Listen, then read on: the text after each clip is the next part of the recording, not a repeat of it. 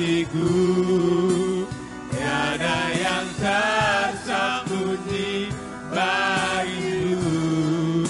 Seluruh isi hatiku kau tahu, dan bawaku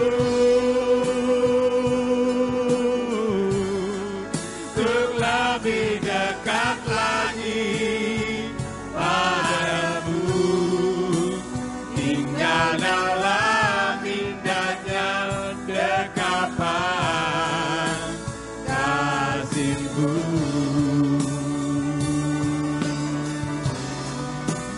Tinggal dalam indahnya dekapan kasih-Mu.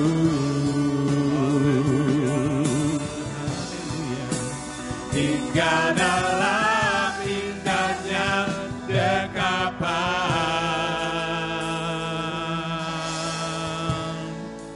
kasih-Mu.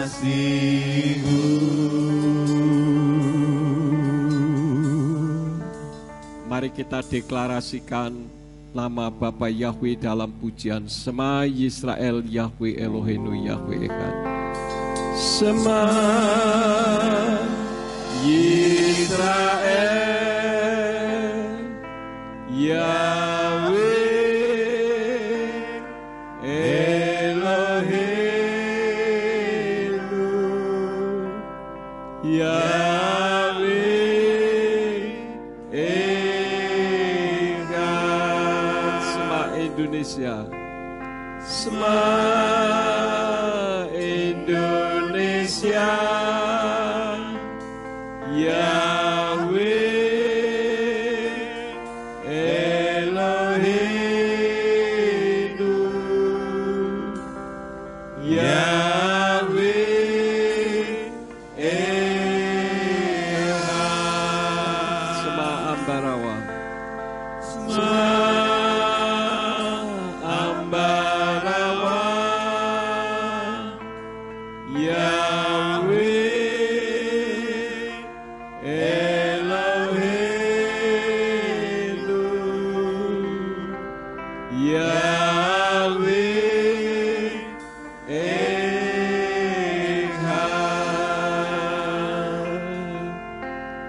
Baruch Shem Kevod Malkuto Leolam Vaed. Dengan tidak jemu-jemunya kami memproklamirkan, baik kepada Yisrael, kepada Indonesia maupun kepada Ambarawa, Yahweh Elohim kita adalah Echad. Dialah satu-satunya Elohim yang layak dan berhak untuk menerima hormat, pujian, dan syukur. Oleh karena itulah pada RF Sabat malam hari ini kami memuji dan meninggikan nama-Mu. Sekarang ya Tuhan, waktunya untuk kami mendengarkan isi hati-Mu. Urapi hamba-Mu dan urapi setiap kami yang mendengar firman-Mu dengan urapan yang sama, agar firman yang ditaburkan dapat kami pahami dan kami mengerti di dalam kehidupan kami. Dan jika ada kuasa penguasa roh jahat di udara yang berusaha untuk memalingkan kebenaran firman dari dasar hati dan pikiran kami tolak dan kami patahkan di dalam nama Yeshua HaMashiach. Pergi kau keluar, tinggalkan tempat ini dan tinggalkan setiap hati dan pikiran kami.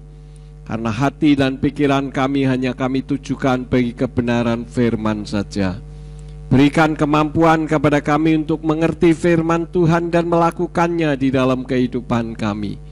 Demi nama Adonai Yeshua HaMashiach, kami berdoa dan mengucap syukur. Haleluya. Semua yang percaya katakan amin. Silahkan duduk. Bapak Yahweh memberkati.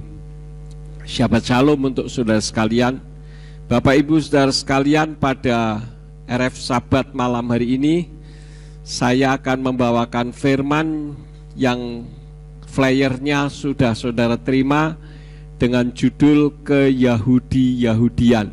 Mungkin agak sedikit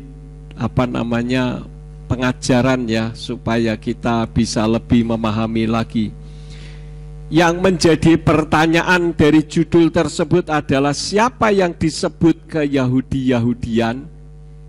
Apakah orang yang memakai pakaian atau aksesoris Yahudi sehingga disebut ke-Yahudi-Yahudian? Kenapa disebut ke-Yahudi-Yahudian? Saya mendeteksi, saudara-saudara, karena dalam beberapa minggu ini kan saya memberikan sanggahan-sanggahan. Isinya hampir semuanya sama. Dan ada juga yang memberikan tanggapan-tanggapan atau komentar di YouTube saya. Nah, intinya adalah kita, saudara dan saya, ini yang disebut ke-Yahudi-Yahudian, bukan orang yang memakai aksesoris Ibrani, apalagi mereka. Ya, kita ini tidak pakai aksesoris Ibrani. Pada malam hari ini pun saya pakai batik. Itu pun dianggap ke-Yahudi-Yahudian. Lalu saya menginventarisir sebetulnya apa yang disebut dengan, kenapa kita disebut ke-Yahudi-Yahudian. Yang pertama, sebagai pokok utamanya adalah karena kita menyebut nama Yahweh. Jadi karena menyebut nama Yahweh dianggap ke-Yahudi-Yahudian.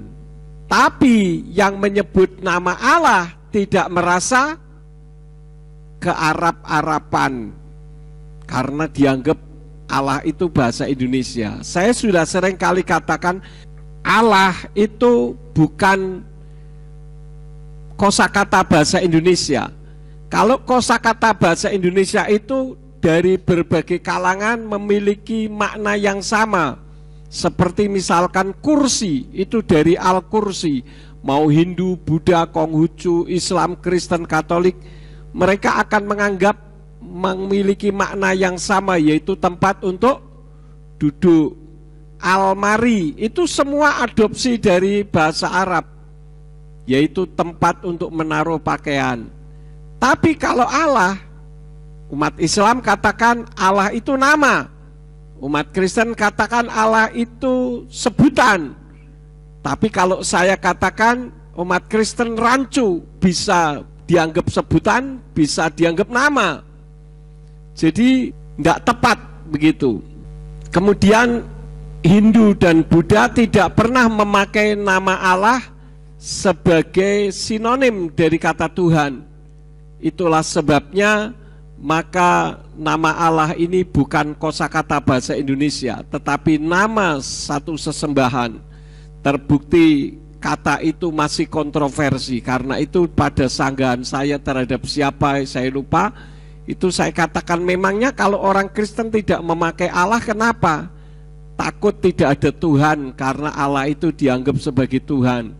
Nah, kalau dianggap sebagai Tuhan, kenapa tidak pakai kata Tuhan saja yang tidak bermasalah atau tidak berkontradiksi, kan begitu? Kenapa harus Allah? Ini yang jadi permasalahannya. Jadi yang pertama, kita disebut ke-Yahudi-Yahudian karena menyebut nama Yahweh. Kemudian ditambah nyanyi lagu-lagu, ada lagu Ibrani. Padahal orang nyanyi lagu pakai bahasa Inggris tidak disebut ke-Inggris-Inggrisan. Orang menyanyi lagu bahasa Arab tidak disebut ke-Arab-Arapan. Ini memang ada sentimen ya, Islam yang menyembah kepada Allah itu begitu bencinya kepada Yahudi. Sehingga kalau kita menyanyi Havenu Shalom saja, mungkin kita dianggap jadi orang Yahudi. Padahal kan itu lagu, ya toh, lagu berbahasa Ibrani. Apa salahnya? Kan sama dengan kalau kita nyanyi lagu bahasa Jawa, kita nyanyi lagu berbahasa Inggris, kan begitu.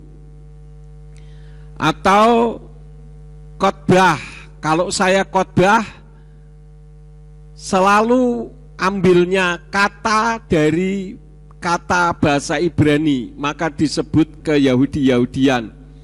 Kemudian di gereja kita ada banyak tulisan-tulisan Ibrani, dianggap ke-Yahudi-Yahudian. Ya, kenapa gereja-gereja yang lain tidak mau menulis pakai bahasa Ibrani? Banyak kali saya mengidentifikasi dari pemahaman yang saya renungkan, pendeta-pendeta yang mengerti, nggak usah ngerti lah, membaca, bisa membaca huruf-huruf Ibrani itu di Indonesia kurang lebih hanya 3% saja. Bahkan banyak juga yang belum tahu huruf Ibrani itu seperti apa, apalagi huruf Aramaik. Kemudian kita pakai kaos, ya, kaos kita kan ada yang huruf-huruf Ibrani. Nah, itu yang menjadi sebab orang nyinyirin kita dengan mengatakan ke-Yahudi-Yahudian. Kemudian apalagi orang yang memakai aksesoris jubah doa, ada kipa, topi kecil, ya. Kemudian sit-sit, talit, itu sudah jelas disebut ke-Yahudi-Yahudian. Lalu apa sebetulnya kata firman Tuhan tentang masalah ini? Saya ajak untuk kita membuka di dalam 1 Korintus 9 ayat yang ke-20. 1 Korintus 9 ayat yang ke-20 dari Indonesian Literal Translation berbunyi demikian. Dan kepada orang-orang Yahudi aku telah menjadi seperti orang Yahudi, supaya aku dapat memenangi orang-orang Yahudi. Kepada orang-orang yang di bawah Torah, seperti di bawah Torah, supaya aku dapat memenangi orang-orang yang di bawah Torah. Kitab Korintus yang nulis siapa, saudara-saudara? Rabi Saul. Jadi yang ngomong ini siapa? Rabi Saul. Dia katakan, dan kepada orang-orang Yahudi aku telah menjadi seperti orang Yahudi. Seperti orang Yahudi. Ini kata dari kalimat dari Indonesian Literal Translation, ya. Nah, apakah Rabi Saul yang mengatakan aku telah menjadi seperti orang Yahudi itu berarti dia bukan orang Yahudi? Di dalam Kisah Rasul 22 ayat yang ketiga, di sana dikatakan, aku sesungguhnya adalah seorang Yahudi yang dilahirkan di Tarsus, Kilikia, tetapi dibesarkan di kota ini di bawah kaki Gamaliel, yang dididik sesuai dengan ketetapan Torah para leluhur untuk menjadi seorang yang giat bagi Elohim. Sama adanya seperti kamu semua pada hari ini. Jadi maksudnya apa? Maksudnya bahwa Rabi Saul yang adalah orang Yahudi tidak merasa dirinya adalah orang Yahudi. Jadi tergantung kepada siapa dia berbicara. Ini yang disebut dengan ilmu komunikasi, saudara-saudara. Kalau anak TK diajak ngobrol sama orang perguruan tinggi dengan bahasa-bahasa perguruan tinggi, anak TK bisa memahami tidak? Jelas tidak bisa. Maka yang lebih tinggi itulah yang menurunkan targetnya, ya, supaya sama sehingga pemahamannya bisa dimengerti. Maka dari itu Bapa Yahweh perlu turun ke bumi dalam wujud seperti manusia supaya bisa dipahami, saudara-saudara. Jadi apa yang disampaikan oleh Rabi Saul itu sebetulnya adalah karena dia menghendaki supaya orang diselamatkan sesuai dengan pemahaman orang tersebut. Itulah sebabnya ada orang yang ditangkap menjadi murid Yesua dari mengenal Yesua dengan nama Isa. Kenapa? Karena memang orang taunya Isa itu adalah Yesua HaMasiah. Padahal kalau saya selidiki, Isa itu beda dengan Yeshua HaMasyiah dari lahirnya, tempat kelahirannya ya, kemudian silsilahnya, kemudian ajarannya, itu banyak sekali perbedaan-perbedaan. Tetapi Yeshua mampu menangkap orang dari pemahaman orang tersebut, dari masalah nama Isa. Kenapa? Karena di dalam kitab suci bahasa Arab, jadi Alkitabnya orang Kristen Arab, itu tidak ditulis Isa, tetapi ditulisnya Yeshua. Ya, jadi beda. Tetapi banyak kali orang menangkap dari pemahaman dirinya tentang Isa.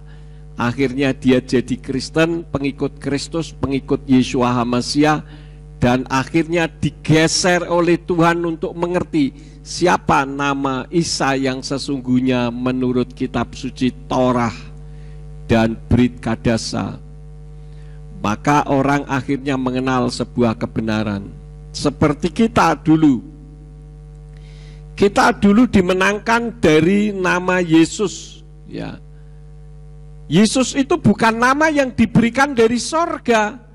Yang diberikan dari sorga adalah Yeshua. Nah, kenapa menjadi Yesus?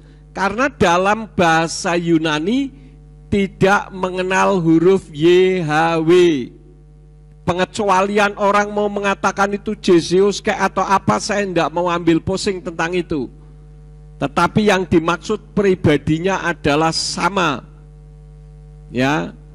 Kemudian tentang Isa juga begitu, orang menganggap itu satu pribadi yang sama, tapi kemudian Tuhan menggeser.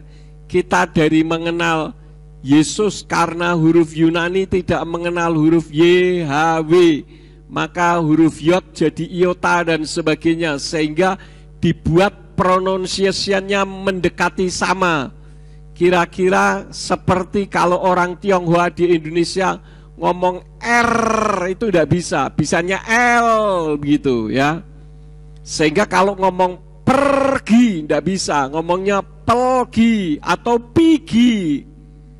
Atau misalkan mau lari, itu bunyinya apa? Lali. Karena memang sulit mengutarakan itu. Apakah itu salah? Ya tidak salah, karena memang logatnya seperti itu. Seperti nama Yahweh di dalam kitab suci berbahasa Arab, mana ada? Tidak ada nama Yahweh, adanya Yahwah. Kenapa? Karena huruf Arab tidak mengenal vokal E. Jadi faktornya seperti itu. Tapi kan bukan berarti kita tidak bisa mengucapkan yang benarnya. Orang Tionghoa di Indonesia yang sulit mengatakan R, kalau dilatih juga akhirnya bisa. Tergantung orangnya mau atau tidak. Nah, kembali ke duduk permasalahan kita. Penyembah Yahweh dianggap ke Yahudian, alasannya dari segi fisik pakai aksesoris Ibrani. Artinya bahwa pakaian Ibrani itu pun membawa nuansa atau aura. Oleh karena itulah maka agar tidak dituduh kita ke Yahudi-Yahudian, saya lebih suka memakai pakaian biasa-biasa saja. Kenapa? Karena pakaian tidak menyelamatkan. Lah kalau mau pakai pakaian aksesoris Yahudi, boleh tidak Pak? Ya boleh-boleh saja, tidak ada masalah. Justru saya akan marah kalau saudara pergi ke gereja pakai koteka, seperti orang Papua itu. Ya itu tidak boleh. Kecuali kalau saudara ke Papua mau pakai koteka, ya tidak masalah di sana. Kalau di sini jadi implengan orang. Implengan itu apa ya? Sorotan, jadi tontonan orang, kan begitu. Jadi harus disesuaikan. Inilah yang disebut dengan ilmu komunikasi Tuhan terhadap manusia. Jadi Tuhan menurunkan kadarnya untuk supaya manusia bisa mengerti. Kemudian sedikit-sedikit menggunakan bahasa Ibrani sebagai acuannya. Kenapa? Karena selama ini yang dijadikan acuan adalah bahasa Yunani. Karena selama ini orang berpikir bahwa perjanjian baru itu ditulis dalam bahasa Yunani. Ya boleh-boleh saja. Makanya saya tadi kalau tidak salah saya ngomong sama Alex, tolong itu video saya yang membuktikan bahwa perjanjian baru aslinya ditulis dalam bahasa Ibrani, diterjemahkan menggunakan subtitle bahasa Inggris. Maksudnya supaya orang-orang yang menggunakan bahasa Inggris juga bisa mengerti. Karena jarang orang menemukan bahwa perjanjian baru itu aslinya ditulis dalam bahasa Ibrani, karena ditemukan beberapa kesalahan terjemahan, ya. Nah, saya tahu bahwa itu adalah hikmat yang Bapak Yahweh berikan kepada saya, sehingga saya perlu di subtitle bahasa Inggris supaya orang bisa memahami. Karena selama ini salah. Dan saya katakan kalau kita mengakui bahwa perjanjian baru aslinya dalam bahasa Yunani, berarti sama saja dengan kita menyalahkan dua kitab, yaitu di dalam kitab Yesayahu pasal yang kedua ayat yang ketiga. Di sana dari Indonesian Literal Translation dikatakan, dan banyak orang pergi dan akan berkata, datanglah dan kita naik ke gunung Yahweh, ke bait Elohim Yakov, dan dia mengajar kita jalan-jalannya, dan kita berjalan di dalam jalan-jalan setapaknya. Sebab dari Sion akan keluar Torah dan firman Yahweh dari Yerusalem. Jadi Torah atau hukum itu datang dari Sion. Sion itu nama lain dari Yerusalem.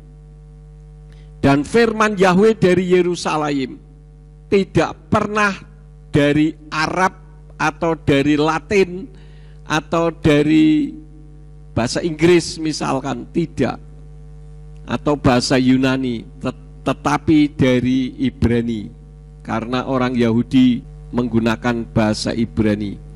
Itu yang pertama. Yang kedua, di dalam kitab Roma 3 ayat yang kedua dari Indonesian Literal Translation katakan, banyak dalam segala hal, karena pertama-tama sesungguhnya bahwa mereka telah dipercayakan firman Elohim. Jadi firman Elohim itu dipercayakan kepada orang Yahudi. Itulah sebabnya maka semua nabi dari garis kakek moyang dan keturunan orang Yahudi. Tidak ada yang lain yang tertulis dalam kitab kita. Kemudian hal yang ketiga, yaitu kita disebut ke Yahudi-Yahudian karena menyebut nama Yahweh. Ada 1001 macam alasan yang diungkapkan bahwa Yahweh itu tidak bisa disebut. Ada lagi yang mengatakan kalau orang membunyikan huruf Yod He Waw He, yang kedengaran hanya anginnya saja, berarti maka berfirmanlah. Begitu saudara. Jadi anginnya yang kedengaran, abab gitu. Ya tidak masuk akal. Orang Yahudi sebagai saintis, ilmuwan yang menciptakan sesuatu yang luar biasa, masa membaca huruf Yod He Waw He saja tidak bisa? Apakah itu masuk akal? Tapi dibuat masuk akal, ya. Inilah kesalahannya. Sementara mereka yang menyebut-nyebut Allah tidak merasa kearap-arapan, santai saja, tenang-tenang saja. Jadi itu hal yang ketiga. Yang keempat, karena menyalahkan kitab terjemahan. Ya, saya katakan, ada orang berkata begini kepada saya, berarti Pak Yakub mau menyalahkan kitab terjemahan. Biasanya orang kalau ditanya begitu jawabnya apa? Ya tidak. Saya katakan tidak. Kalau saya dikatakan berarti Pak Yakub mau menyalahkan, yes, saya menyalahkan. Karena itu kemarin ketika sanggahan ada orang memberikan referensi berbahasa Inggris yang dijadikan acuannya. Saya katakan itu referensi salah kok dijadikan acuan. Saya tidak peduli, jangan mentang-mentang pakai bahasa Inggris lalu kita jadi Inggris minded. membenarkan. Kalau tidak sesuai dengan firman Tuhan, ya tetap saya salahkan. Ya, kenapa? Karena tidak memahami bahwa di Perjanjian Baru pun ada banyak sekali idiom Ibrani atau pengertian atau budaya atau kebiasaan orang Ibrani di dalam menyebut. Salah satu contoh di dalam Hakim-Hakim pasal 12 ayat yang ke-6. Hakim-Hakim 12 ayat yang ke-6. Saya lupa menulis ayatnya, saya akan bacakan dari sini. Di dalam kitab Tenak di sana berbunyi wayomru lo emarna si bolet wayomer si bolet welo yakin ledaber ken wayokaru wayokasu oto wayiskatuhu el maberot hayarden. Nah, di dalam terjemahannya dikatakan begini, maka mereka akan berkata kepadanya, coba katakan si bolet, dan dia berkata si bolet, jadi tidak dapat mengucapkannya dengan tepat, maka mereka menangkap ia dan membunuhnya dekat tempat-tempat penyeberangan Yordan itu. Pada waktu itu 42.000 orang dari suku Efraim tewas. Ini ketika ada perang saudara, saudara-saudara ya. Kita melihat kalau mau membaca kisahnya bisa dibaca dari ayat 1 dan pasal sebelumnya. Itu sangat seru sekali. Nah, apa sih yang dimaksud dengan si bolet dengan si bolet? Kelihatannya sama, tetapi ini berbicara soal logat, saudara-saudara. Seperti kita mendeteksi orang-orang dari Indonesia Timur dengan Indonesia Barat, khususnya dari daerah Jawa, itu sangat jelas, saudara-saudara. Misalkan TK ya, itu dari Indonesia Timur. Kemudian siapa satunya? Irda, ya itu juga dari Indonesia Timur. Ibu Femi juga dari Indonesia Timur.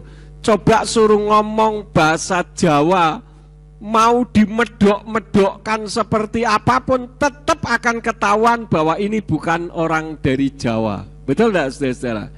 Nah, itulah ketika mendeteksi si bolet dengan si bolet.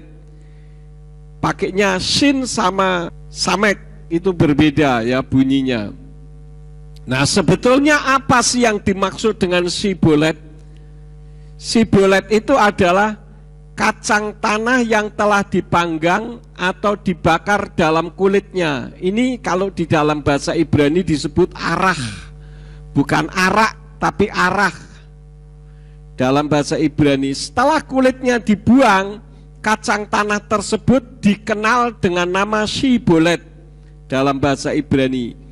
Jika dibuang kulit arinya sehingga tinggal kacang putih, maka disebut kotoran merpati atau tai merpati karena bentuknya putih seperti tai merpati, kira-kira begitu ya.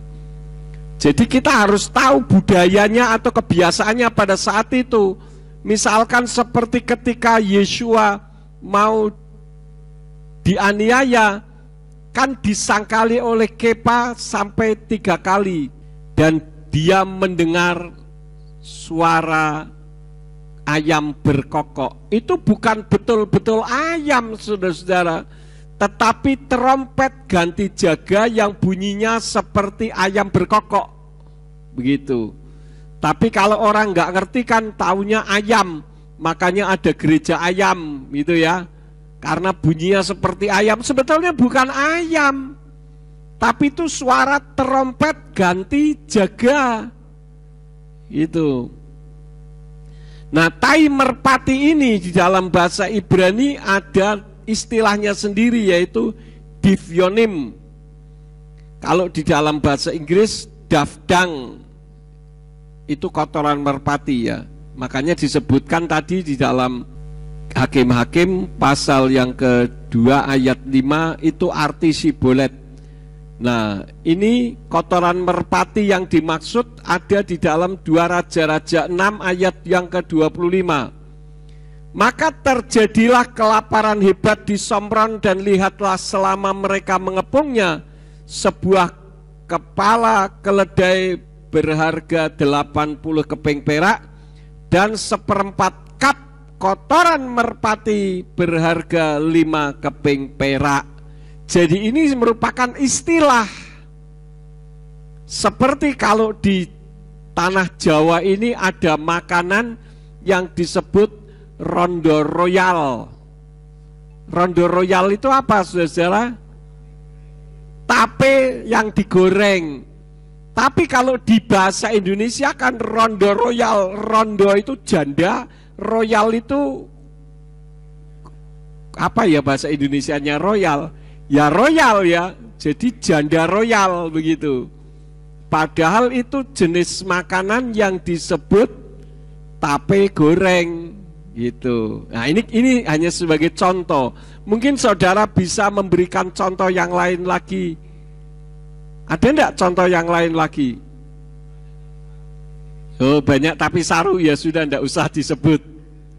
Nah karena itulah maka kita disebut ke Yahudi-Yahudian, padahal kita harus kembali kepada kitab suci berbahasa Ibrani, karena nanti saudara akan tahu banyak sekali pemahaman idiom atau frasa Ibrani yang diterjemahkan sesuai dengan pemahaman orang, bukan sesuai dengan pemahaman firman, maka mengandung makna yang berbeda. Ya. Nah, di dalam Perjanjian Baru juga terdapat beberapa idiom atau frasa khas Ibrani yang digunakan. Contohnya yang secara umum yang pertama adalah amin. Kita kalau berdoa semua mengucapkan amin. Apa arti amin? Biasanya kita anggap amin itu apa? Penutup doa. Kalau saya sudah menyuruh seseorang berdoa misalkan, begitu sudah amin, baru gitarnya nyanyi lagi kan begitu. Jadi gitarnya main lagi itu dimainkan nunggu kata amin. Padahal amin itu bukan penutup doa. Kita buka dulu ayatnya di dalam Ibrani 13 ayat yang ke-25. Ibrani 13 ayat yang ke-25. Dari Indonesian Literal Translation dikatakan, anugerah ada bersama kamu semua. Amin. Nah ini juga kata amin juga diucapkan Yeshua dalam banyak perkataannya. Nah amin itu artinya adalah sungguh-sungguh atau benar-benar, atau bisa berarti demikianlah terjadi, supaya terjadi, kira-kira begitu. Jadi bukan penutup doa, tapi tidak salah juga kalau berdoa ditutup dengan amin, karena artinya inilah yang saya sodorkan kepada Bapa Yahweh Besem Yeshua HaMashiach, dan biarlah apa yang saya doakan itu terjadi, kira-kira begitu ya. Kemudian yang kedua adalah Aba Bapa. Aba Bapa itu ada di dalam kitab Markus 14 ayat 36. Sebetulnya ada banyak, amin juga banyak ya. Kalau di dalam doa Bapa kami ada amin enggak? Doa Bapa kami ada amin enggak? Ada ya. Matius 6 ayat 9 mulai, coba dilihat ayatnya. Matius 6 ayat 9. Kemudian yang terakhirnya ayat berapa itu? 13 kalau tidak salah. Ada enggak kata amin? Ada ya, tapi dalam bahasa Ibraninya tidak ada. Ya, ini asal tahu saja. Nah, Aba Bapa itu di dalam Markus 14 ayat 36 dari Indonesian Literal Translation berbunyi demikian. Dan dia berkata, Aba Bapa, segalanya mungkin bagimu, singkirkanlah cawan ini daripadaku, tetapi bukan apa yang aku kehendaki, melainkan apa yang engkau kehendaki. Ini digunakan oleh Yeshua dalam doanya di Taman Getsemani, menggambarkan hubungan akrab dengan Elohim sebagai Bapanya dalam bahasa Ibrani. Saya tidak akan menerangkan ini karena ini kalau diterangkan cukup panjang. Saudara lihat saja dari video saya yang berjudul Peran Tiga Berganda. Ya, ada 3 seri di situ. Itu hubungan Yeshua sebagai putra atau anak terhadap Yahweh.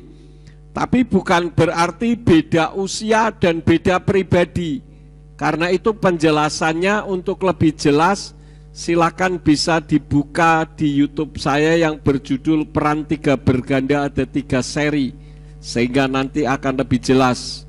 Tapi kata putra atau anak itu hanya sebutan saja, bukan betul-betul seperti anak biologis. Misalkan Simeon Sulistyo anaknya Yakub Sulistyo, atau Abraham bapaknya Yitzhak, bukan itu ya. Itu adalah faktor garis keturunan biologis. Tapi Yeshua disebut anak itu bukan berarti beda usia dan beda pribadi dengan Yahweh. Contoh yang nyata misalkan anak baju. Anak baju itu apa? Kancing. Bukan berarti bajunya punya anak ya. Anak tangga itu terapannya tangga, bukan tangganya punya anak. Lalu anak panah. Anak panah itu apa? Anak panah itu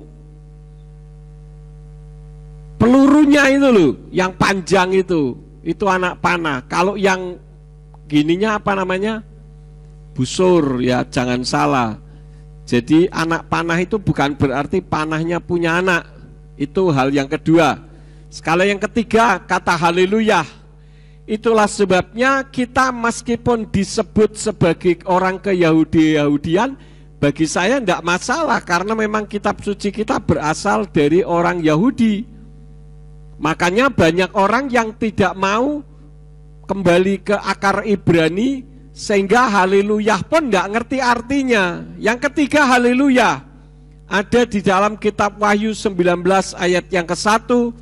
Dari Indonesian Literal Translation dikatakan, dan setelah hal-hal ini aku mendengar suara yang nyaring dari kerumunan orang banyak di dalam sorga yang mengatakan, haleluya, keselamatan dan kemuliaan dan hormat dan kuasa ada pada Yahweh Elohim kita. Nah, apa sih arti haleluya? Di Indonesia haleluya sudah diubah menjadi pujilah Tuhan. Lah Tuhan siapa? Tuhan banyak.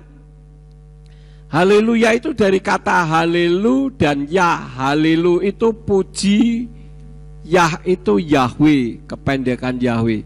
Nah, haleluya, halelunya itu adalah derivat dari kata halal.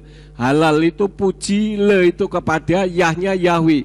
Jadi ketika seseorang mengatakan haleluya, itu artinya pujilah kepada Yahweh atau puji Bapa Yahweh, kira-kira begitu.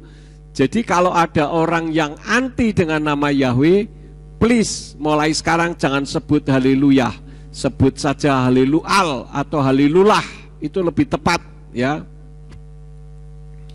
Kemudian yang keempat adalah Baruch Adonai. Baruch Adonai itu ada di dalam Lukas 1 ayat yang ke-68. Sebetulnya satu kata bisa banyak ayat, tapi saya hanya ambil satu-satu saja supaya lebih cepat. Baruch Adonai itu di dalam Lukas 1 ayat 69 yang berbunyi, terberkatilah Yahweh Elohim Yisrael, karena dia melawat dan melakukan penebusan bagi umatnya. Jadi Baruch Adonai itu artinya diberkatilah Tuhan dalam bahasa Ibrani. Ungkapan ini digunakan untuk menyatakan syukur kepada Elohim dalam situasi yang baik atau untuk mengakui kehadirannya dalam hidup sehari-hari. Jadi kalau kita katakan Baruch Adonai atau Baruch Elohim, itu sama saja dengan kita sedang mengucap syukur atas kehadiran Elohim, kehadiran Tuhan di tengah-tengah kehidupan kita. Kemudian Shalom. Nah, ini Shalom juga hurufnya semua huruf mati. Ya, Shalom itu SLWM. Hurufnya itu semua huruf mati. Beda dengan hurufnya orang Hawaii. Kalau orang Hawaii itu hurufnya huruf hidup semua. Dulu waktu saya di Hawaii, saya bingung karena semua hurufnya hidup semua. Kaluwai, Mahaka, ukulele, Honolulu, A I U E O semua ya. Itu bahasa Hawaii. Saya sayangnya lupa mau beli kamus Hawaii, lupa saya karena banyak kesibukan. Jadi Shalom itu artinya damai sejahtera. Itu di dalam Lukas 24 ayat 36 dari Indonesian Literal Translation yang berbunyi, dan sementara mereka menceritakan hal-hal itu, Yesua sendiri berdiri di tengah-tengah mereka dan berkata kepada mereka, damai sejahtera bagimu. Jadi kata shalom itu damai sejahtera dalam bahasa Ibrani, dan istilah ini digunakan sebagai salam dan juga menggambarkan harapan akan keselamatan dan kesejahteraan secara rohani. Jadi kalau shalom dengan assalamualaikum sama atau tidak? Sama. Assalamualaikum itu dalam bahasa Arab. Yang beda kelanjutannya. Ya, itu yang berbeda. Karena kita tidak menyembah Allah, jadi tidak memberikan kelanjutannya. Karena sesembahan kita adalah Yahweh. Kemudian yang keenam, istilah yang keenam adalah Maranatha. Maranatha itu ada di dalam 1 Korintus 16 ayat yang ke-22 dari Indonesian Literal Translation yang berkata, jika seseorang tidak mengasihi Tuhan Yeshua HaMashiach, biarlah dia menjadi terkutuk. Maranatha. Dan frasa ini ditemukan dalam surat Rabi Saul kepada jemaat di Korintus. Kata Maranatha itu dari bahasa Aram Mara dan Nata. Ya, itu sering dianggap sebagai idiom Ibrani yang artinya Tuhan datanglah atau Tuhan marilah, itu arti Maranatha. Kalau selama ini kita berpikir Maranatha itu sampai kekal. Ya, sebetulnya bukan, artinya Tuhan marilah atau Tuhan datanglah. Kemudian yang ketujuh adalah istilah talitakum atau talitakumi. Itu ada di dalam Markus 5 ayat 41 dari Indonesian Literal Translation dikatakan, dan dengan memegang tangan anak kecil itu dia berkata kepadanya, talitakumi. Ini dari Indonesian Literal Translation yang bila diterjemahkan artinya arti talitakum, sebetulnya bukan talitakumi. Saya sudah lihat dalam bahasa Ibraninya bukan talitakumi tapi talitakum, artinya gadis kecil, aku berkata kepadamu bangunlah. Dan arti yang harfiah adalah ketika diucapkan oleh Yeshua membangkitkan anak perempuan dari kematian, artinya adalah, hai anak perempuan yang bertalit, aku berkata kepadamu bangunlah. Jadi ada salah satu aksesoris Ibrani yang disebut dengan talit, ada talit gadol dan sebagainya, dan di bawahnya ada rumbai-rumbainya, itu yang disebut dengan sitsit.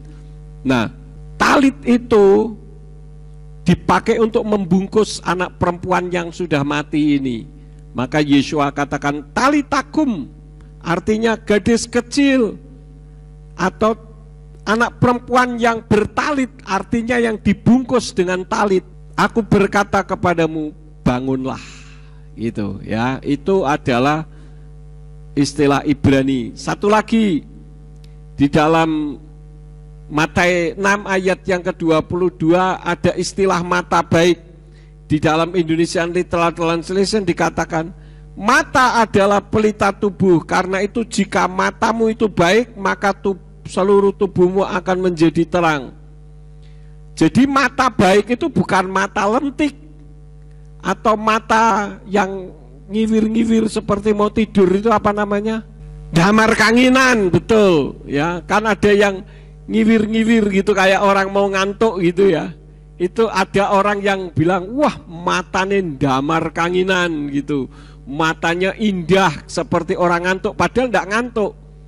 ya, atau yang dimaksud mata baik itu matanya melotot gede misalkan blolo begitu ya. Bukan itu. Ini adalah karena diterjemahkan dengan bahasa Yunani. Padahal yang dimaksud dengan mata baik itu artinya adalah hati yang tulus, hati yang jujur, dan hati yang rendah atau rendah hati di hadapan Elohim. Itu arti kata-katanya. Kemudian yang kesembilan, yang terakhir dari istilah ini, yaitu hakal dhamma. Hakal dhamma itu di dalam Kisah Rasul 1 ayat yang ke-19 dari Indonesian Literal Translation berbunyi demikian. Dan hal itu menjadi maklum di antara semua orang yang tinggal di Yerusalem, sehingga tanah itu dalam dialek mereka sendiri disebut hakal dhamma, yang berarti tanah darah. Ini betul terjemahannya, tapi di dalam kitab berbahasa Ibrani tidak ada yang artinya atau yang berarti, itu tidak ada, karena memang sudah tertulis dalam bahasa Ibrani. Jadi orang-orang yang sering mengata-ngatai kita sok ke Yahudi-Yahudian tidak merasa kalau dirinya juga sok Yahudi-Yahudian. Buktinya ketika kita mengatakan nama Yahweh untuk disebut, mereka katakan apa? Orang Yahudi tidak menyebut Yahweh, orang Yahudi menyebutnya Adonai Hashem. Loh, kok orang Yahudi lagi yang dijadikan contoh?